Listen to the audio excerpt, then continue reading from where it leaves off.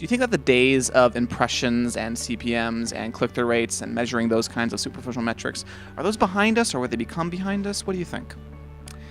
Not to get too far ahead, but I think the whole notion of getting people back to a specific destination in the future is going to be something that's going to weaken over time. Mm-hmm. So the whole thing of a landing page, the whole thing of a hand raiser form, I think some of those will become more embedded in other advertising, and advertisers will learn to engage consumers where they're already paying attention versus trying to divert them back to their own properties. So I think that will change. I think as the tools get better and you could start measuring attention, Mm-hmm. and then the impact attention has on other metrics, sales or whatever else it is, that advertisers will really start to focus on attention or engagement, Mm-hmm. and that word will have a lot more meaning to them. What's the biggest benchmark of success for a native ad, in your opinion?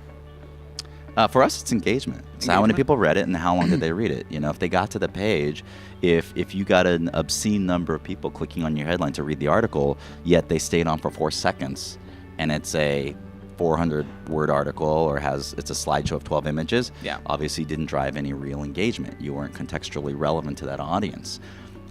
If you are trying to reach a very targeted audience and they clicked on your content and they spent minutes on it, which we're finding with a lot of our campaigns, I think that really is a clear indicator that you've connected with that person and they've engaged with whatever your message is. There's really two sects to marketing right now. It's the traditionalists who are focused on what the advertising used to be in the early 2000s, and then the innovators who are really looking at what the real benchmark of success should be, which is true engagement. And I would argue that this is more in line with all the other advertising that you marketers are doing. I mean, look at television. Is there a click-through rate on a television or a billboard. magazine ad or a Yeah. billboard? No, it's did someone see it and what message did I get across?